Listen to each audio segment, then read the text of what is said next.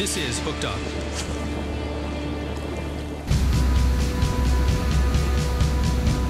Man, there's a lot of shoreline to fish, though. A lot of rocks like that. Yeah, Daymond, that's perfect. That looks great. The rock right there, huh? Yeah, that's black rock. Cast right in there. Oh, nice, Daymond. Yeah, right in that rock right there. It's right next to the rock. Wherever it's white foam is usually the best. See if we get some interest over here. Rock is big. Imagine at nighttime hitting that thing. Look at that rock. That'll tear you up. Why isn't that marked? The rockfish aren't cooperating today. Maybe we should pull up some of those lobster traps. Well, I'm practicing on my casting today for sure. Yeah, you got it going on. That's a heavy lure, man. It's a workout. It's a beautiful thing about fishing. You know, I could stare at that rock forever. It'd be better if I caught a fish, but... There we go. That's a good fish. Holy Going? Get that fly rod, Tommy. A couple of them chasing that thing. All right. There's a whole bunch of them in there. Oh, there he is, Tom. Oh, you hooked up? Yeah. You got one? See, we did that bait and switch. Through the big plug, the fish come up and see the commotion. Then you yank the plug, you throw the fly in there. Oh, bait and switch. A lot of times, the fly's so small they won't see it, but you make the commotion with the plug and they come up and investigate the plug, pull it out, and you get a little, what the hell happened to that thing that was in the water a second ago? Oh, there it is. There it is, nice. Nice fish. Small little schoolie, not a big fish, but at this point, we'll take anything. It should be like that all day. Queens or Manhattan? I would have to say Manhattan because that's where I make my money. You know, parents coming over as immigrants that sort of give you that drive? Well, mom was already born here, Oh, but okay. dad came over as an immigrant.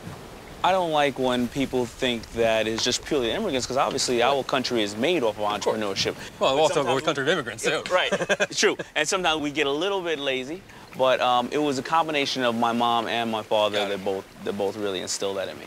What did they do? Dad was actually... Whoa, there goes a big bust right there. Eat it, eat it, eat it, eat it, eat it. Nice. Dad was actually a computer programmer, and I would come in the house and he would have all... There we go. All right. There you go.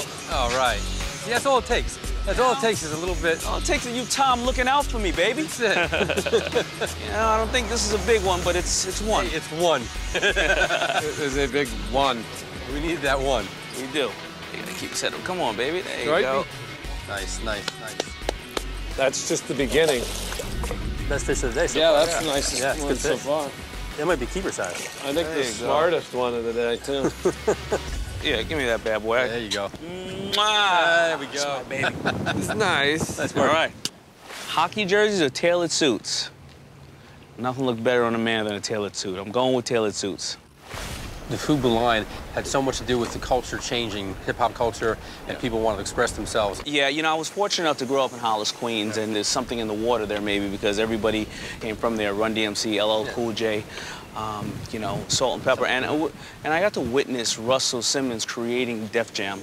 And he would let us all go on tours, and we would see the artists performing. This is back in, you know, around 84, 85. And we started to see that there was a way to make money off this culture. Right. Not only to live it, but to have a good time in it and make money. And I didn't know how to rap, sing, and dance, but I would start selling clothes that I would buy from the store to the rappers and to all the people on the tours. And this cultural shift became such a big part of my life that I wanted to live no matter what in this world of hip-hop. So you find your way in there, figure, I got to find my way in. I can't write, I can't sing, but I'm going to find my way into it. And, you know, I just had a goal, and I always try to tell people to set a goal. You're not necessarily going to know how you're going to get that roadmap, but you can't hit a target you can't see, you know? Now, how much of it do you think was persistent? Because obviously it took a while to get someone like, you know, LL Cool J to wear your clothing.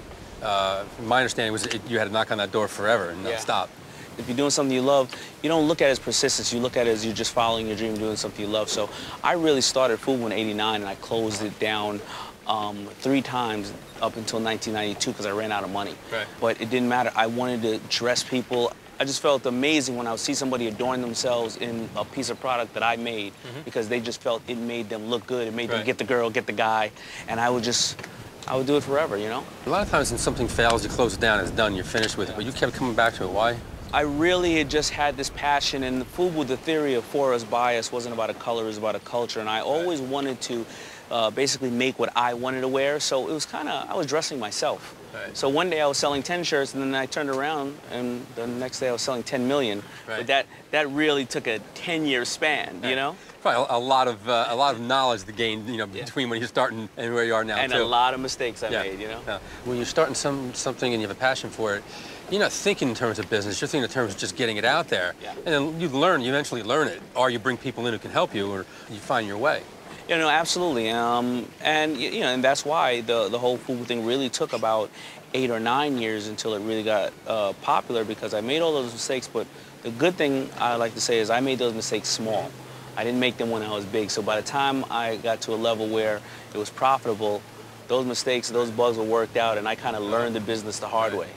If you look at my 3 FUBU partners, I've known them all since I was around 10 years old, and I've realized that if it's not broke, don't fix it. You will have your challenges with your partners, anybody, whether it's personally in your life or business, but those are challenges that you'll overcome because somebody else is just going to be a new challenge. I'm Tom Colicchio in Montauk. I'm with the real shark, Daymond John. Check out the Feeding Frenzy. Hit the subscribe button.